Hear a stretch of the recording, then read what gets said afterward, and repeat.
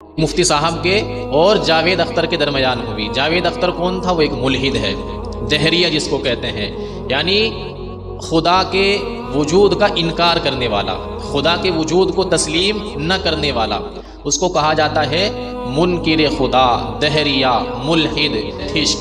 तो जावेद अख्तर का अभी मुफ्ती शमाइल साहब से डिबेट हुई थी और मुनाजरा हुआ था। माशाअल्लाह इसको बहुत सारे हजरात ने देखा। फिर वो वक़्त भी आया कि चश्मे फलक ने देखा कि जा अल हक़ व ज़हक़ अल बातिल, कि जब हक़ आता है तो बातिल महव हो जाता है, मिट जाता है। जी, मुफ्ती साहब की शानदार कामयाबी पर हम लोग सब लोग मिल कर के उन्हें मुबारकबाद भी देते हैं, जो उन्होंने वजूद बारी ताला पर दलाइल पेश किए, वाक़ियतन काबिल तारीफ़ थे।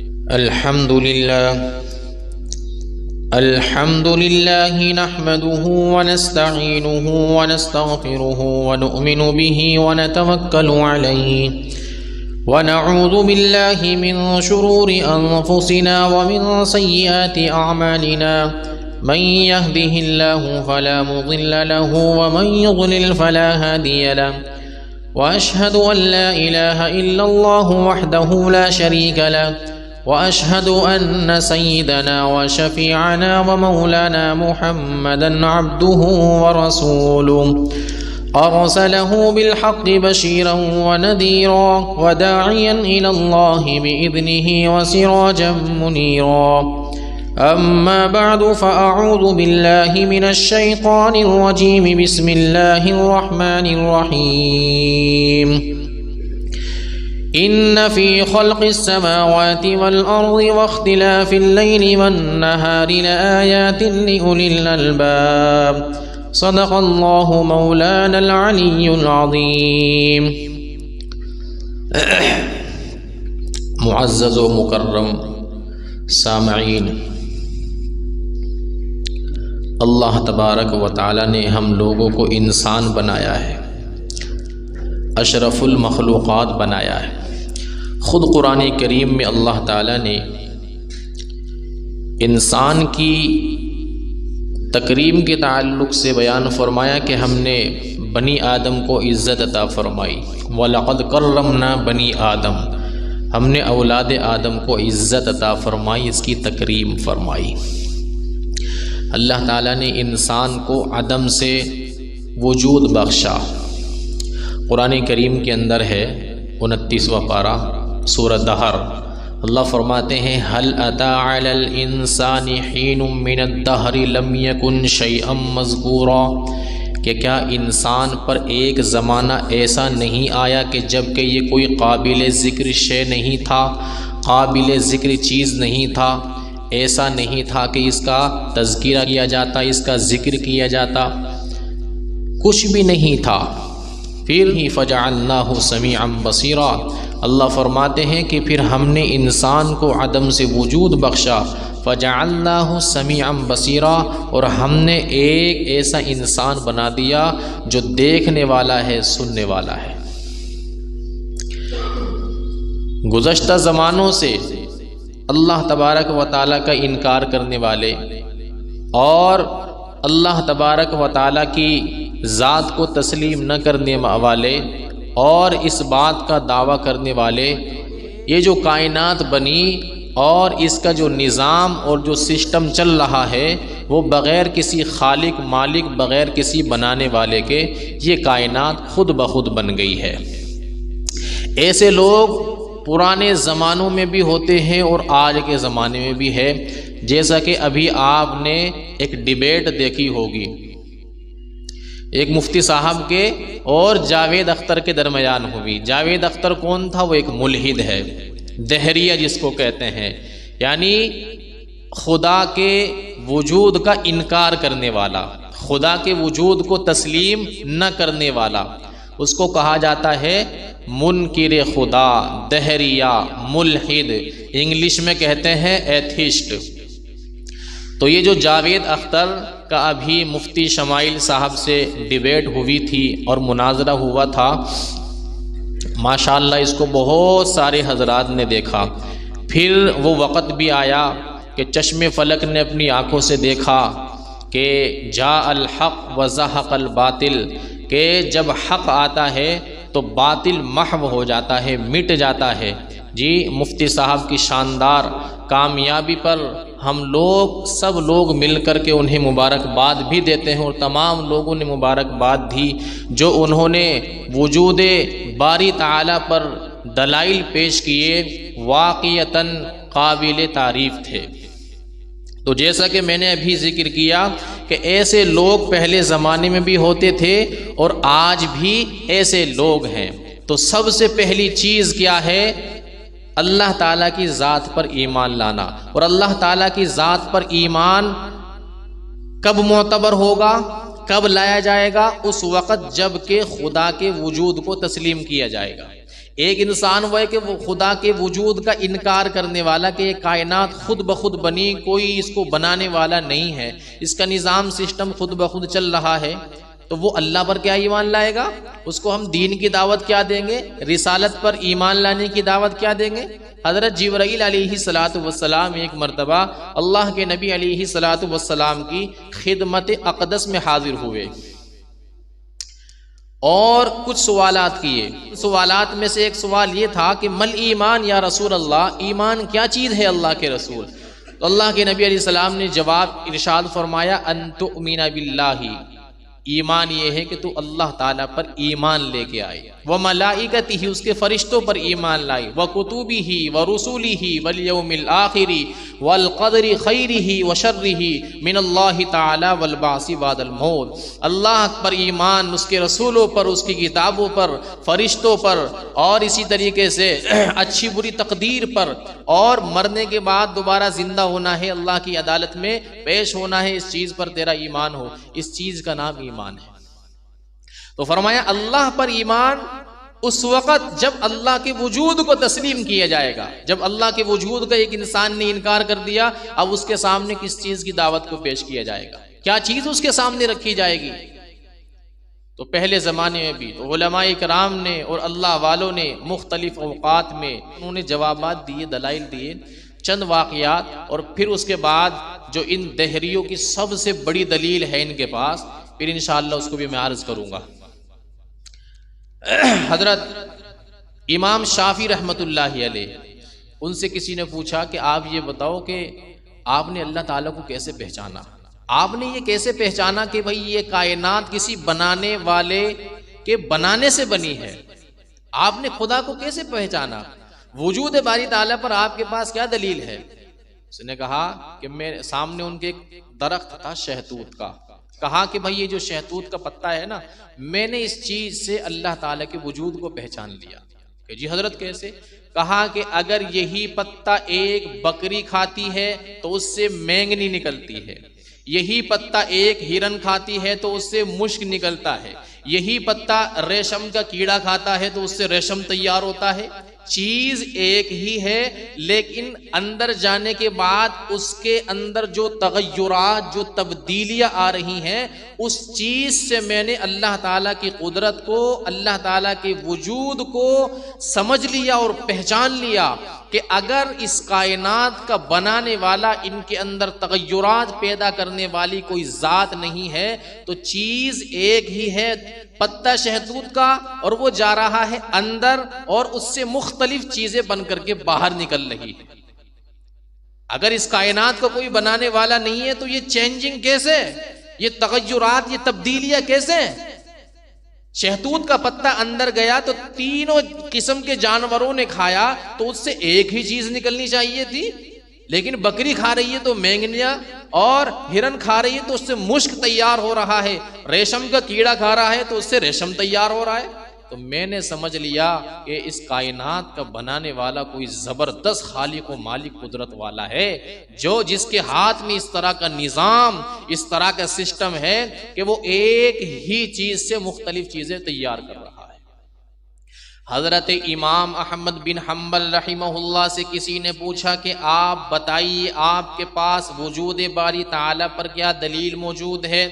हज़रत इमाम अहमद बिन हम्बल रहिमहुल्लाह ने जवाब दिया कि मैंने अल्लाह ताला के वजूद को इस तरीके से तस्लीम किया, इस तरीके से पहचान लिया, उसकी मारिफत इस तरीके से हासिल हुई कि मैंने एक चांदी का महल देखा और उस चांदी के महल के अंदर कोई दरवाज़ा नहीं, कोई गेट नहीं, कोई खिड़की नहीं, कोई रोशनदान नहीं। फिर वो चांदी का महल एकदम से अचानक फटता है और उसके अंदर से एक जीता जागता हैवान निकल करके आ जाता है कि जी हजरत वो चांदी का महल कैसा, वो चांदी का महल कौन सा? कहा कि वो तकरीबन हर घर के अंदर होता है, तकरीबन हर किचन के अंदर होता है।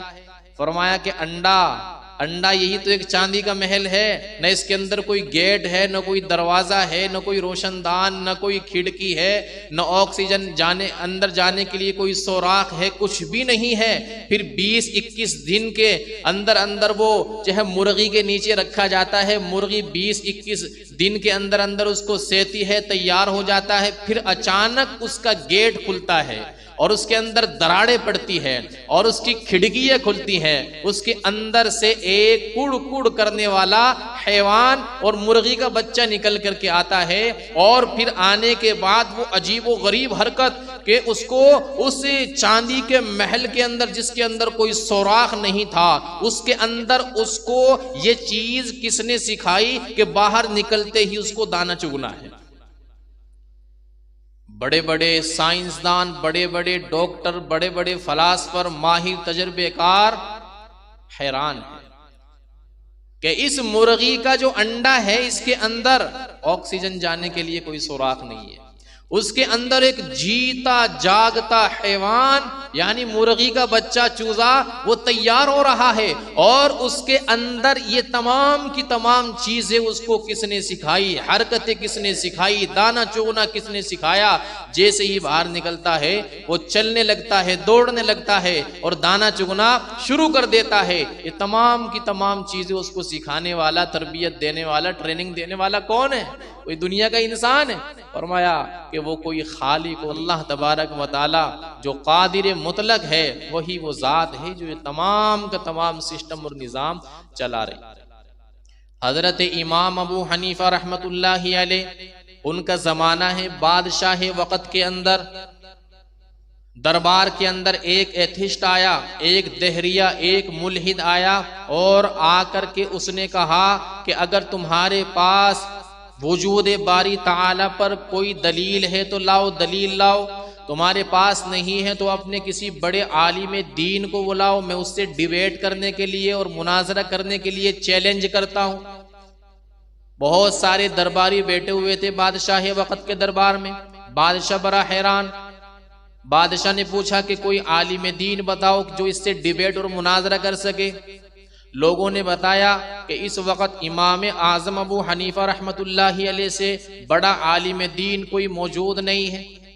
चुनाचे बादशाह वक़्त के दरबार से इमाम आज़म अबू हनीफा रहमतुल्लाहि अलैह के पास एक आदमी को दौड़ा दिया गया कि जाकर के बताओ, सारी कारगुजारी पेश करो। इमाम आज़म अबू हनीफा रहमतुल्लाहि अलैह ने उस आदमी से सारी कारगुजारी पूछी, बताओ क्या क्या हालात हैं, क्या कारगुजारी। उस आदमी ने सारी कारगुजारी इमाम आज़म अबू हनीफा रहमतुल्लाहि अलैह के पास जाकर के अर्ज कर दी, बता दिया कि इस तरह का एक आदमी है जो खुदा के वजूद को तस्लीम नहीं करता, खुदा के वजूद का इनकार करने वाला। इमाम आज़म अबू हनीफा रहमतुल्लाहि अलैह ने उस शख्स से कहा कि जाकर के बादशाह वक़्त को दरबारियों को इत्तिला कर दो, इमाम साहब अभी आधे घंटे में पहुंचने वाले। उस दहरिये से और उस मुल्हिद से और उस एथिस्ट से और उससे खुदा के वजूद के को इनकार करने वाले से डिबेट और मुनाजरा करने के लिए भी आधे घंटे में पधारने वाले। चुनाचे वो शख्स आया, बादशाह को इत्तिला दी। अब तमाम का तमाम मजमा वो दरबारी लोग बैठे हुए और इंतजार कर रहे हैं। इमाम साहब जो है 2-4-6 घंटे तक आए नहीं, वो तमाम लोग मुंतजिर हैं। अचानक इमाम साहब इंटर हुए और तमाम के तमाम दरबारी वो जो बैठे हुए थे वो तमाम के तमाम जो है वो खुशी से उनका चेहरा खिल उठा। इमाम साहब आ गए, इमाम साहब आ गए। बादशाह वक़्त ने शिकवा किया, अगर आपको इतना लेट आना था तो बता दिया होता, बता दिया होता। आपने बताया आधे घंटे, वो हम इंतजार कर रहे हैं। वो जो दहरिया, वो जो मुल्हिद बैठा हुआ था, उसने शोर मचा दिया और कहने लगा तुम इसको इतना बड़ा इमाम कहते हो, तुम इसको अपना इतना बड़ा आलिम दीन कहते हो और इतना बड़ा इमाम आजम कहते हो। जी अपने वादे पर पूरा नहीं उतर आया तो आधा घंटे का वक्त दिया तो और 2 4 6 घंटे में यहां पहुंच रहा है इमाम साहब। लोगों ने बताया आपके ताल्लुक से बहुत बड़ा इमाम है, बहुत बड़ा आलिम दीन है, आपने आधा घंटे का वादा किया 4 6 घंटे में पहुंचे। इमाम साहब ने अपने आने की एक अजीब व गरीब वजह बयान की और फरमाया कि तुम्हें ख्याल भी है कि मैं इतना लेट क्यों हुआ? कहा कि असल में मुझे बादशाह के दरबार तक पहुंचने के लिए एक दरिया को क्रॉस करना पड़ता है, उसको पार करना पड़ता है, दरियाए दजला। जैसे ही मैं वहां पहुंचा तो मुझे वहां पर कश्ती नहीं मिली। अब मैं वहां पर खड़ा रहा, कश्ती का इंतजार करता रहा। अचानक मैंने क्या देखा कि दरिया के आसपास के जो दरख्त थे, जो अशजार थे, वो अचानक खुद ब खुद कट गए। और मैं ये मंजर देख रहा हूं, अचानक वो दरख्त, वो अशजार खुद ब खुद कटने लगे बगैर किसी काटने वाले के। फिर मैंने देखा कि वो खुद ब खुद उनके तख्ते बन गए बगैर किसी बनाने वाले के।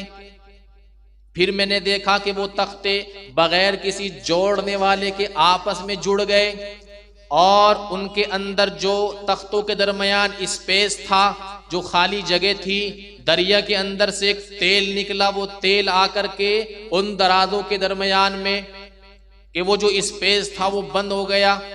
अब देखते ही देखते बगैर किसी बनाने वाले के, बगैर किसी जोड़ने वाले के, बगैर किसी बढ़ाई के, बगैर किसी मिस्त्री और कारपेंटर के एक कश्ती खुद ब खुद बनकर के तैयार हो गई।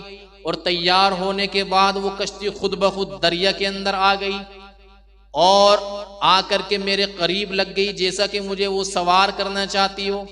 चुनाचे में उसके अंदर बैठ गया। वो कश्ती बगैर किसी मल्लाह के, बगैर किसी चलाने वाले के खुद ब खुद दरिया के अंदर चलती हुई मुझे दरिया के इस किनारे पर छोड़ कर चली गई। और वो कश्ती खुद ब खुद टिकट भी वसूल कर रही थी, कोई इसका कोई टिकट भी, कंडक्टर भी नहीं था। चुनाचे मैं यहां पर दरबार में पहुंच गया। अब वो जो दहरिया, वो जो मुल्हिद था, वो जो एथिस्ट था, उसने कहा कि वाह जी वाह, वाह जी वाह, कितनी अक्लमंदी की बात कही तुमने जी। अभी तक तो लेट आने पर ही हम ये बात कह रहे थे कि आप जो है इतने बड़े इमाम और वादे पर पूरे नहीं उतरे, अब तो तुमने बड़ी ही जहालत और बड़ी बेअक्ली की बात कर दी। भला ऐसा कभी हुआ है कि दरख्त जो है खुद ब खुद कट गया, उसके खुद ब खुद जो है तख्ते बन गए और बगैर किसी जोड़ने वाले के आपस में जुड़ गए और बगैर किसी बनाने वाले के कश्ती बनकर के तैयार हो गई और बगैर किसी चलाने वाले के दरिया के अंदर चल गई और सवारी को खुद ब खुद सवार करके आपको किनारे पर छोड़ दिया। बड़ी बेअक्ली की बात की इमाम साहब आपने, लगता है बड़े बेअक्ल हो।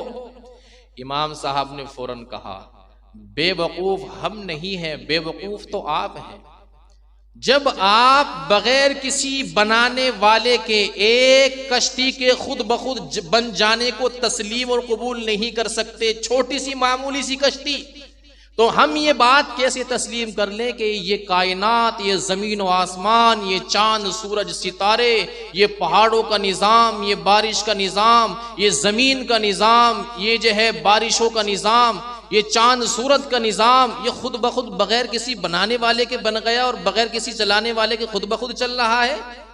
तुम एक मामूली सी कश्ती के किसी बनाने वाले के बगैर बन जाने पर उसको तस्लीम कबूल नहीं कर सकते, तो हम कैसे तस्लीम कर लें कि ये कायनात खुद ब खुद बन गई, बगैर किसी चलाने वाले के चल रही है और इसका कोई खालिक मालिक, कोई जो है इसको बनाने वाला नहीं है, हम कैसे तस्लीम कर लें? तो बेवकूफ हम हुए कि तुम हुए? और तमाम का तमाम जो मजमा बैठा हुआ था वो जो है नारेबाजी करने लगा, वाह वाह इमाम साहब। तो हमारे बुजुर्गों ने और हमारे उलमाए किराम ने जो मुशाहदे में आने वाली चीज है कायनात की, इन्हीं चीजों को पेश करके और इंसान को दावत फिक्र दी है कि इंसान गौर कर। हजरत अली रजी अल्लाह तआला अन्हु से किसी ने पूछा कि आप ये बताइए कि आपने अपने रब को कैसे पहचाना, वजूद खुदाबंदी पर आपके पास क्या दलील? हजरत अली रजी अल्लाह तआला अन्हु ने जवाब दिया, अरफ्तु रब्बी बिफस्खिल अज़ाइम, मैंने अपने रब को मजबूत इरादों के टूट जाने की वजह से पहचाना। एक इंसान बड़ा मजबूत पुख्ता इरादा करता है किसी काम को करने का, सारे असबाब जमा कर लेता है और ऐसा लगता है कि ये काम हो ही जाएगा, अचानक कोई रुकावट खड़ी हो जाती है तो पता चलता है कि इंसान के ऊपर भी एक बड़ी जात मौजूद है जो इस काम में रुकावट डाल रही है। इंसान औलादे चाहने के लिए, औलाद पैदा करने के लिए बड़ी एड़ी चोटी का जोर लगा देता है। अगर उसके यहाँ औलाद नहीं होती तो कितने असबाब इख्तियार करता है, कभी हकीमों के पास तो कभी डॉक्टरों के पास तो कभी किसी के पास कभी किसी के पास, लेकिन अल्लाह ने लिख दिया कि औलाद नहीं होगी तो औलाद हो नहीं सकती। और एक इंसान वो है जो कितने ही जोर लगा ले कि मैं औलाद पैदा नहीं करूंगा, लेकिन अल्लाह ने चाह लिया तो औलाद पैदा होगी। मरना कौन चाहता है? कोई नहीं चाहता। लेकिन कुरान करीम क्या कहता है सूरह वाक़िया, फलौला इज़ा बलगतिल हुल्क़ूम व अंतुम हीनइज़िन तंज़ुरून व नहनु अक़रबु इलैहि मिनकुम वलाकिन ला तुबसिरून। फरमाया मरने वाले के बदन से जब रूह निकलती है और उसके हलक तक पहुंच जाती है, व अंतुम हीनइज़िन तंज़ुरून, तुम उस वक़्त उसके पास बैठ कर के ये नज़ारा देख रहे होते हो लेकिन तुम उसकी जान नहीं बचा सकते। व नहनु अक़रबु इलैहि मिनकुम, और हम तो तुमसे भी ज्यादा करीब होते हैं, वलाकिन ला तुबसिरून, लेकिन तुम हमें नहीं देख सकते। तो मरना कौन चाहता है? लेकिन जब मौत आ जाती है तो इंसान की एक नहीं चलती, फिर इंसान मर ही जाता है। तो पता चलता है कि इंसान बड़े मजबूत इरादे करता है, पुख्ता अज़ाइम करता है किसी काम को करने का, लेकिन एक जात ऊपर ऐसी बैठी हुई है जो रुकावट डाल रही है। हजरत अली फरमाते हैं, मैं इस चीज से अपने रब को पहचानता हूं कि कोई जात है बड़ी ताकतवर कुदरत वाली कादिर मुतलक जात है जो इन तमाम के तमाम कामों के अंदर रुकावट डाल रही है। कुरान करीम ने भी बहुत सारे दलाइल बयान फरमाए वजूद खुदावंदी पर, वजूद बारी ताला पर। अल्लाह ताला ने इंसान की पैदाइश को जिक्र फरमाकर अपने वजूद को साबित किया कि तुम इंसान की तख्लीक को, पैदाइश को देखो। फरमाया अफरअयतुम मा तुमनून अअंतुम तख्लुकूनहु अम नहनुल खालिकून। इंसान की पैदाइश में इंसान का सिर्फ इतना ही हिस्सा हुआ करता है कि एक नापाक कतरे को खास महल तक पहुंचा देता है। जब वो नापाक कतरा खास महल तक पहुंच जाता है, यानी रहम मादर के अंदर पहुंच जाता है, उसके अंदर क्या क्या चेंजिंग आती है, क्या क्या तगय्युरात, क्या क्या इनक़िलाबात आते हैं, न बाप को पता और न जिसके पेट के अंदर है माँ को पता कि अंदर क्या चल रहा है। फरमाया क्या इंसान तू पैदा करने वाला है इसको या हम पैदा करने वाले हैं?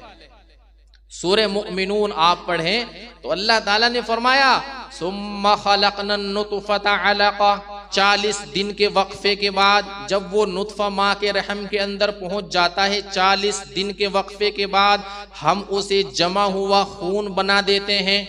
फ़ख़लक़नल अलक़ता मुज़ग़ा, फिर 40 दिन के बाद हम उस जमे हुए खून को गोश्त का लोथड़ा बना देते हैं। फ़ख़लक़नल मुज़ग़ता इज़ामन, फरमाया फिर 40 दिन के बाद हम उसको हड्डी बना देते हैं। फ़कसौनल इज़ाम लहमा, फिर उस सख्त हड्डी पर हम गोश्त चढ़ा देते हैं। इस तरीके से अल्लाह ने इंसान की तख्लीक को, इंसान की पैदा होने को बयान फरमाया कि 40 दिन के वक्फे के बाद ये तगय्युरात, ये चेंजिंग इंसान की पैदाइश में। अब एक नापाक कतरा सिर्फ इंसान ने उसको खास महल तक, खास मकाम तक पहुंचा दिया।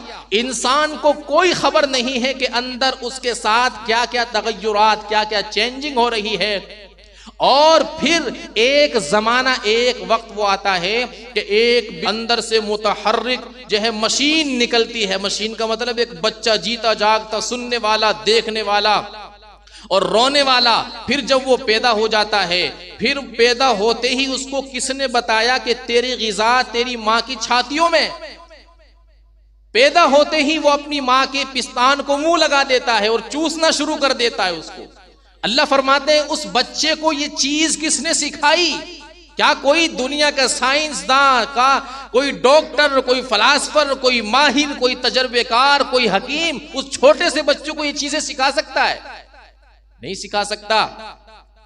फिर उसको बच्चे को ये किसने बताया कि सिर्फ इसको चूसना नहीं है, बल्कि हल्का सा इसको अपने होठों से और अपने मसूड़ों से हल्का सा दबाना भी है, उसके बाद अंदर से तेरी ग़िज़ा निकलेगी।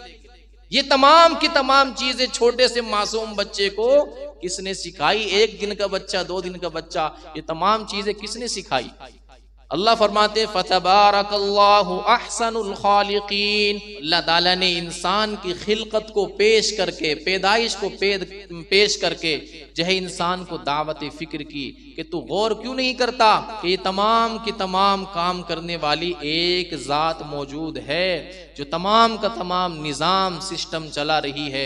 अगर इन तमाम चीज़ों को देख करके भी तू अपने रब को नहीं पहचानता और अपने खालिक मालिक के वजूद को तस्लीम नहीं करता तो तुझसे बड़ा जाहिल बेवकूफ कोई नहीं है कायनात के अंदर।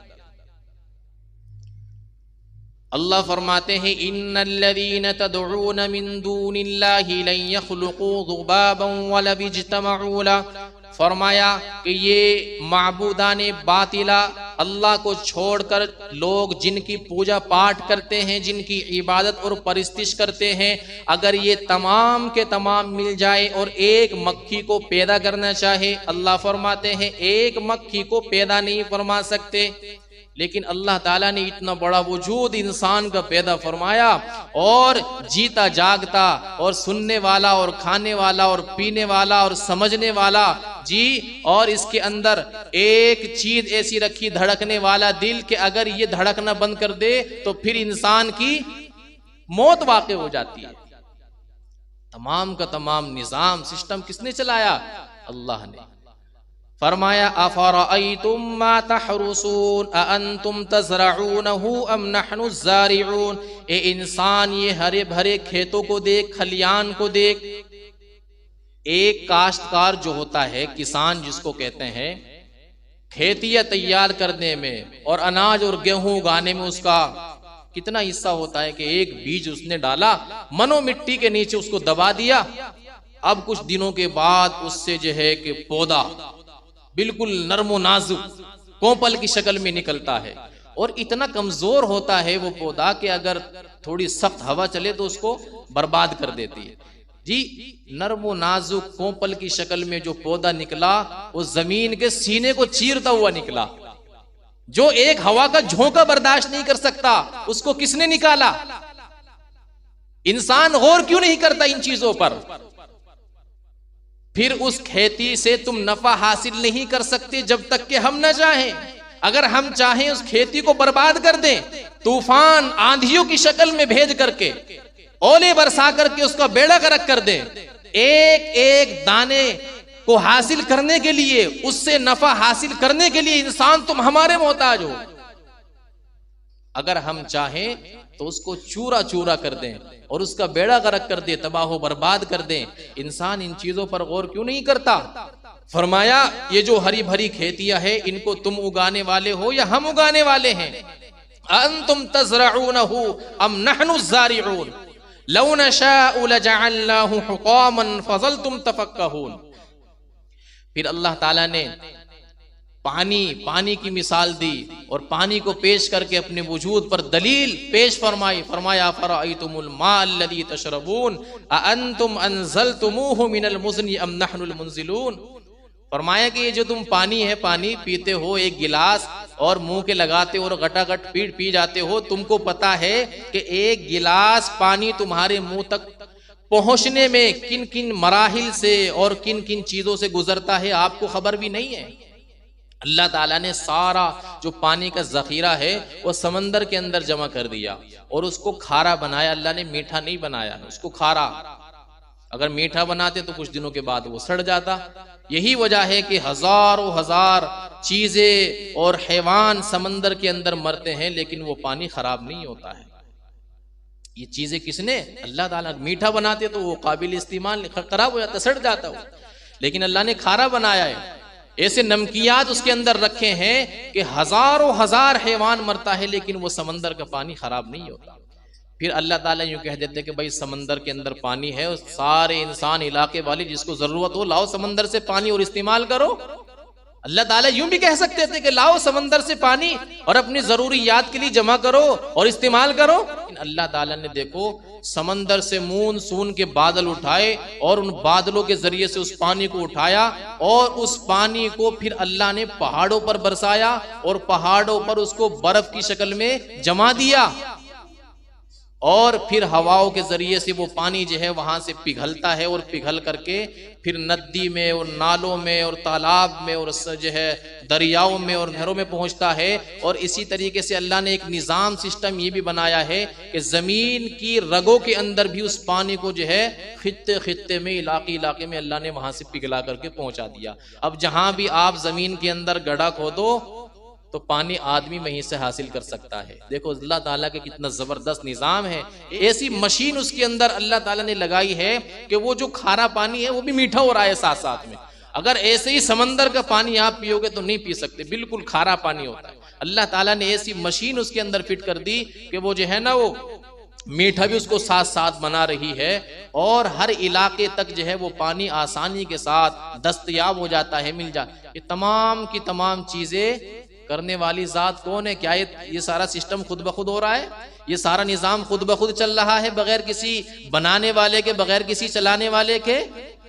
तो दहरी और मुल्हिद क्या कहता है? ये सारा निजाम खुद हो रहा है, इसको चलाने वाली और बनाने वाली कोई जात नहीं है, ये तो खुद ब खुद हो रहा है। और कहते हैं कि अगर तुम्हारा खुदा मौजूद है तो वो दिखाई क्यों नहीं देता? वो कहाँ है? वो किस तरफ है? उसकी शक्ल सूरत कैसी है? हालांकि मुसलमानों का अल्लाह ताला के ताल्लुक से जो अकीदा है वो ये है कि अल्लाह ताला जिस्म से पाक है, अल्लाह ताला जिहत से पाक है। अल्लाह ताला की आंखें, हाथ, पाँव, जी, जबान, ये तमाम चीजें अल्लाह ताला के लिए साबित नहीं है। अल्लाह ताला इन तमाम चीजों से पाक है। इसके लिए जिस्म साबित ना हो, हम उसको आपको कैसे दिखा दें? ईमान बिल गैब फिर कहां बाकी रह जाएगा? हजरत मूसा अलैहिस्सलातु वस्सलाम ने जब अल्लाह ताला से कलाम किया तो बात करने में बड़ी मिठास थी। मूसा अलैहिस्सलाम ने सोचा जिसकी बात में इतनी मिठास हो उसका दीदार भी कर लूं, लगे हाथ। अल्लाह ताला से क्या कहा? रब्बी अरीनी अंजुर इलैक, अल्लाह मुझे अपना दीदार भी करा दीजिए। बात करने में बड़ा मजा आ रहा है, बड़ी चाशनी, बड़ी शीरी बात है, अल्लाह मुझे अपना दीदार भी करा दीजिए। तो अल्लाह ताला ने क्या फरमाया? फरमाया लन तरानी, मुझे नहीं देख सकते आप, मुझे नहीं देख सकते। और एक पैगंबर में कितनी ताकत होती है? फरमाया 4000 इंसानों के बराबर एक पैगंबर में ताकत होती है। एक नबी में 4000 इंसानों के बराबर ताकत होती है। 40 जन्नतियों की ताकत एक पैगंबर, एक नबी के अंदर होती है और एक जन्नती की ताकत दुनिया के 100 इंसानों के बराबर है। और 40 जन्नती, अब दुनिया के कितने बैठ गए भाई?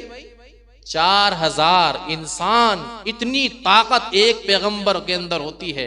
अल्लाह ने फरमाया कि आप मुझे देख नहीं सकते, लन तरानी, आप मुझे देख नहीं सकते। इसरार करने लगे, या अल्लाह मुझे आप अपना दीदार करा दे। अल्लाह ने कहा कि सामने जो पहाड़ है इस पर नजरें डालो। अल्लाह ने अपनी जो तजल्ली थी नूर की उस पहाड़ पर डाली। अल्लाह के नबी अलैहिस्सलाम फरमाते हैं कि ये जो उंगली है ना, इसका सिर्फ इतना सा नूर और तजल्ली अल्लाह ताला ने उस जो है पहाड़ के ऊपर डाली थी। जब वो पहाड़ पर तजल्ली पड़ी नूर की तो वो पहाड़ रेजा रेजा हो गया। मूसा अलैहिस्सलाम ने देखा तो बेहोश होकर गिर पड़े। तो इन दुनिया की आंखों से अल्लाह ताला का दीदार करना नामुमकिन है। इनके अंदर इतनी ताकत नहीं है कि अल्लाह ताला का दीदार कर सके, अल्लाह ताला को देख सके।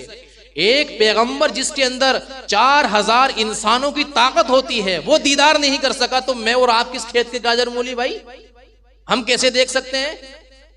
मुसलमानों का अल्लाह ताला के ताल्लुक से जो अकीदा, जो नजरिया है वो ये है कि अल्लाह ताला जिस्म से पाक है, जिहत से पाक है। लेकिन जिस्म और जिहत से पाक होने के बावजूद अल्लाह ताला हर जगह हर वक्त हाजिर और नाजिर है। ऐनमा तुवल्लू फसम्म वजहुल्लाह मा यकूनु मिन नजवा सलासतिन इल्ला हुवा राबिउहुम। जब कोई तीन आदमी सरगोशी करने वाले बात करते हैं तो वो ये ना समझे कि तीन है, चौथी उसमें खुदा की जात है। चार है तो ये ना समझे कि चार हैं, बल्कि पांचवी उनके अंदर खुदा की जात है। अल्लाह ताला हर जगह हर वक्त मौजूद है, हाजिर और नाजिर है। बहरहाल इनके पास, एथिस्टों के पास, दहरियों के पास, मुल्हिदों के पास जो इनका एक अकली ढकोसला है और अकली मफरूजा जो इन्होंने बनाया हुआ है वो यही है कि भाई हर मौजूद के लिए नजर आना जरूरी है। यानी हम सिर्फ उस चीज को मानेंगे, तस्लीम करेंगे जो चीज हमें हमारी आंखों से नजर आए। अल्लाह ताला चूंकि हमें आंखों से नजर नहीं आता तो ये कहते हैं कि हम नहीं मानते। अकली मफरूजा, अकली ढकोसला है। हालांकि कायनात के अंदर ऐसी चीजें मौजूद हैं कि तमाम दुनिया उनके मौजूद होने को मानती है, लेकिन वो दिखाई नहीं देती। और मानती है कि ये चीजें हैं कि अगर मखलूक इतनी बड़ी, इतनी सारी मौजूद होने के बाद नजर ना आए, फिर आप कहते हो कि नहीं ये चीजें हैं, उनके मौजूद होने को तस्लीम करते हो, तो अगर मखलूक का जो खालिक है, बनाने वाला, पैदा करने वाला, मौजूद होने के बावजूद नजर ना आए तो उसको तस्लीम क्यों नहीं करते?